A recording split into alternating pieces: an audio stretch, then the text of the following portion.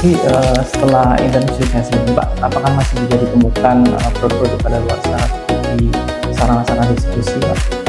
Kalau di sarana distribusi masih. Assalamualaikum warahmatullahi wabarakatuh. Halo sahabat BPOM, kembali lagi bersama kami di podcast Si Susi, sumber segala informasi.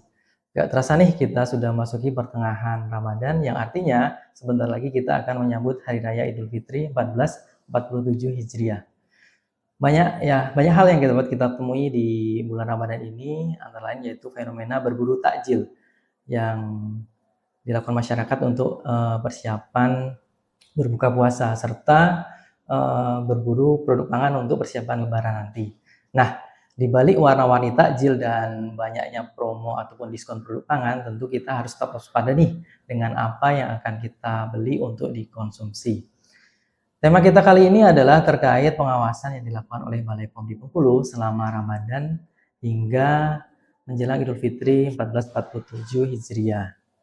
Telah hadir bersama kita narasumber yang sangat spesial, yaitu Bapak Kodon Tarigan SSI APT selaku Kepala Balai POM di Bengkulu. Selamat datang Bapak. Selamat datang. Bagaimana kabarnya? Luar biasa sehat. Luar biasa, alhamdulillah. Salam untuk sahabat BPOM. Salam sehat. Ya. Terima kasih Bapak telah hadir di podcast kali ini di sela kesibukan yang sangat padat ya Pak di bulan Ramadan ini. Lumayan padat. Ya. Baik Bapak, berbicara terkait pengawasan ya Pak. Ini BPOM selalu melakukan pengawasan tiap tahunnya di bulan Ramadan atau yang lebih kita kenal dengan intensifikasi pangan ya Pak. Nah sebenarnya ini yang membedakan dengan pengawasan di bulan lainnya itu apa ya Pak? Oh iya, jadi sahabat BPOM sekalian, jadi sebenarnya antara pengawasan yang dilakukan oleh Balai POM Bengkulu dengan hari-hari atau besar rutin sebenarnya nyaris nggak ada beda.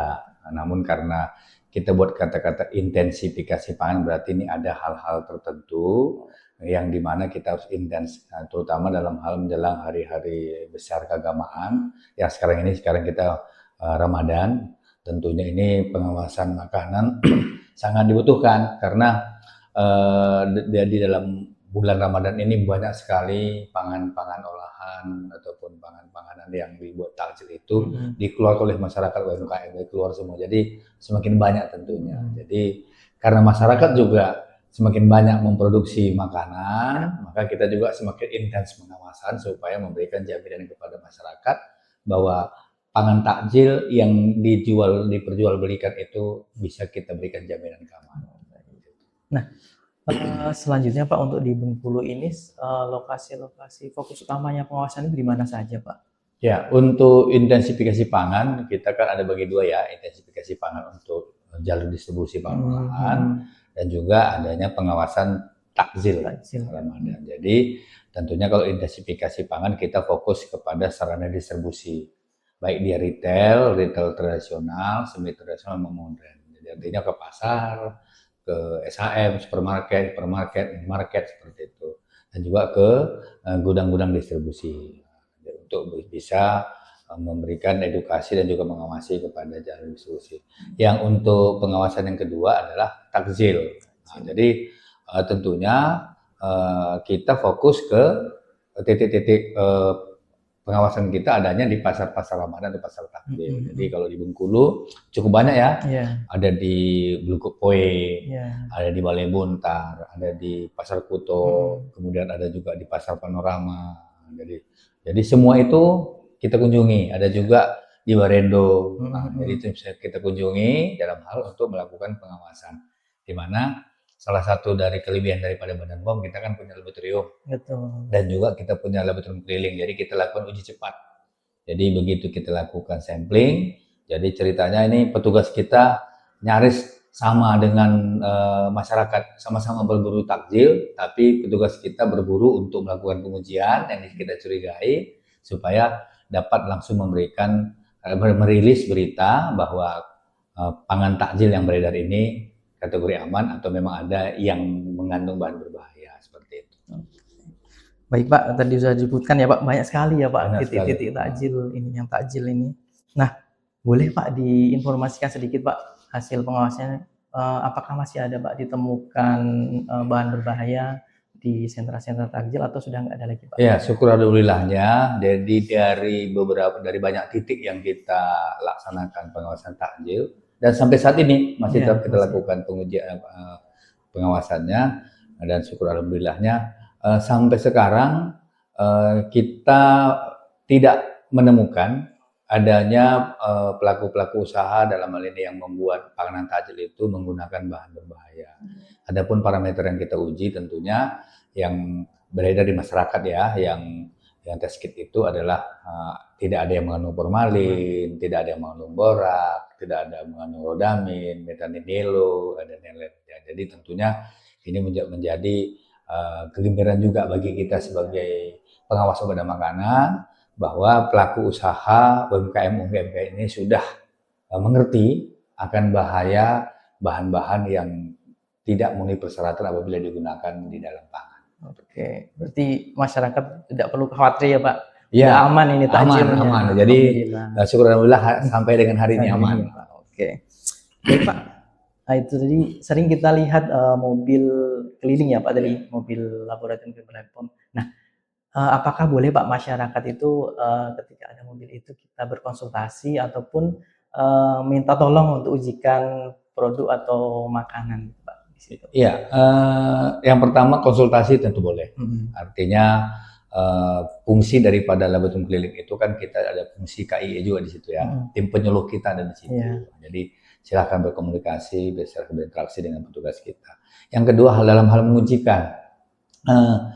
Dalam hal mengujikan tentunya boleh saja, tapi dengan ketentuan yang harus dipenuhi oleh kita. Yang pertama, karena ini kan menguji, jadi kita uji ini harus benar-benar sumbernya jelas, cara pengambilannya jelas. Nah, jadi supaya jangan sempat nanti hasil uji itu ambigu atau tidak bisa dipertanggungjawabkan karena salah pengambilan sampel. Jadi boleh saja mengujikan ke kita, namun tentunya nanti harus ada beberapa catatan ataupun syaratan yang harus dipenuhi. Bila perlu nanti kita yang menyemplingkan, seperti itu lebih aman. Kalau mereka langsung ujikan, kita agak kesulitan nanti memberikan kesimpulan.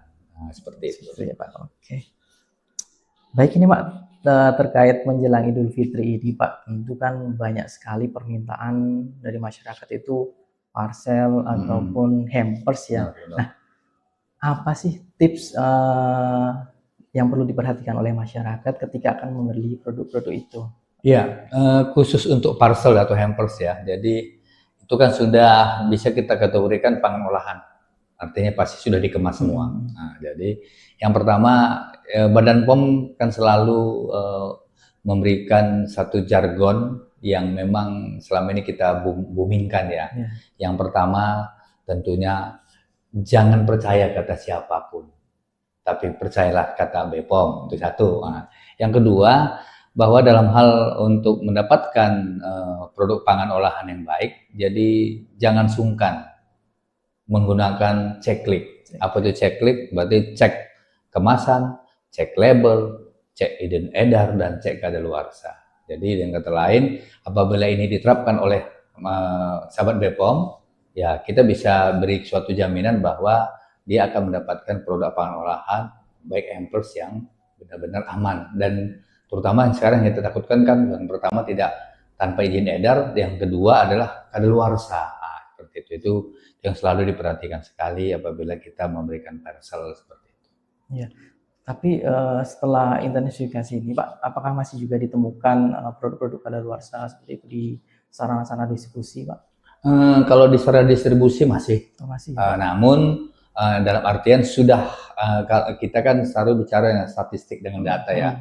Apabila dibandingkan dengan tahun-tahun sebelumnya sudah mulai ada penurunan. Artinya bahwa pelaku usaha sekarang sudah mengerti di luar daripada dia harus memberikan dan mendistribusikan pangan olahan yang aman, dan dia kalau memang mendapatkan produk yang dijualnya itu adalah sudah tidak memenuhi ketentuan, kan merugikan bagi dirinya sendiri juga seperti itu. Jadi sekarang ini seperti kemarin kan Pak Kepala Badan POM juga merilis ya, bahwa masih banyak ditemukan produk-produk pangan olahan yang tanpa izin edar, yang rusak dan yang kadaluarsa. Namun itu adalah dan sudah ada penurunan. Nah, seperti itu. Berarti sebenarnya masyarakat juga nggak perlu khawatir ya Pak, tapi tetap harus menerapkan apa tadi Pak? Cek kemasan, cek label, cek izin edar dan cek kadaluarsa. Nah, banyak juga Pak sekarang ini lagi trennya ibu-ibu nih belanja di media sosial, belanja kue kering kan menjelang Lebaran ini. Nah, apakah itu juga diawasi BPOM Pak? Dalam hal pengawasan ya. Jadi untuk marketplace online, kita kan punya tim cyber ya. Tim cyber UPT juga ada, tim cyber Badan POM juga ada. Itu tetap kita awasin. Dalam artian bagi masyarakat, kita tidak melarang membeli makanan atau produk pengolahan itu secara online, tapi tetap diperhatikan. Checklist itu bisa kok dicek, ya kan? Di marketplace itu kan dia kan akan tampilkan dan deskripsinya kita perhatikan. Jangan hanya karena ada gambar, ada foto yang menarik, deskripsi tidak kita perhatikan. Padahal di situ deskripsi sudah dibuat, misalkan tanggal kadaluarsa nggak ditampilkan ya. Kalau seperti itu nggak usah.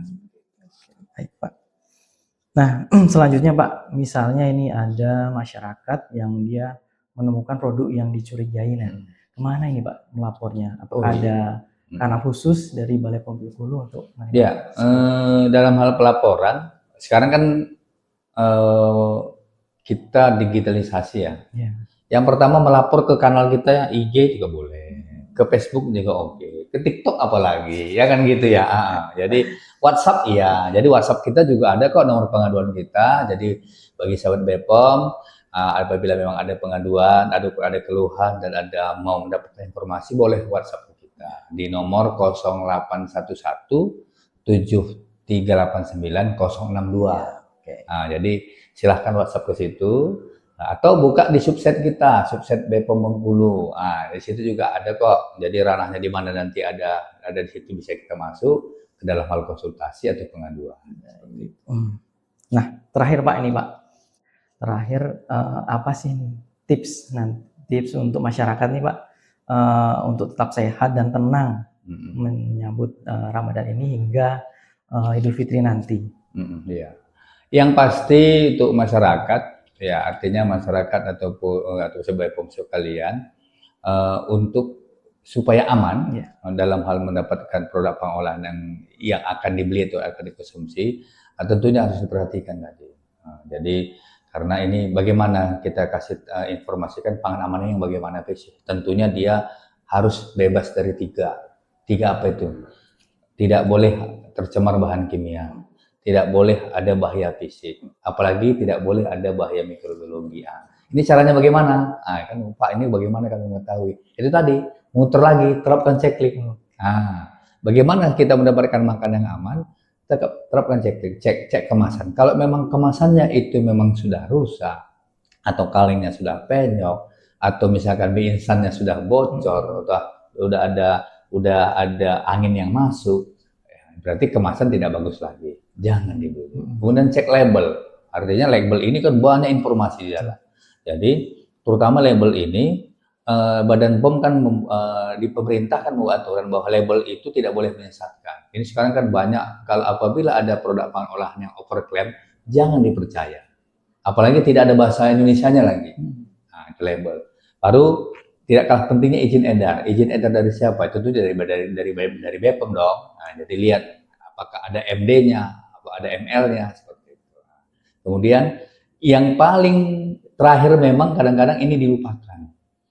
Kemasannya bagus, labelnya oke, izin edarnya ada. Tapi kalau sudah kadaluarsa, jangan. Jadi kadaluarsa ini walaupun terakhir, ini harus tetap diperhatikan. Jadi walaupun bagus semua, tapi kalau kadaluarsa jangan. Apalagi kalau kadaluarsa, walaupun yang sebaliknya misalkan rusak, lebih jangan lagi. Jadi itulah tips kita. Jadi tetap terapkan, pergunakan checklist. Yang tidak kalah pentingnya dari teman-teman sekalian atau sobat BPOM, ada satu, bahwa Badan POM ini kan selalu terdepan untuk memberikan informasi kepada masyarakat. Jadi kita kan punya BPOM Mobile. Jadi teman sahabat BPOM boleh dong di-download tuh di Play Store, download BPOM Mobile namanya. Jadi di situ sudah sangat dibantu, hanya dengan scan barcode, langsung tuh kelihatan apakah ini produk ini mempunyai izin edar atau daftar di Badan POM, nah, itu langsung.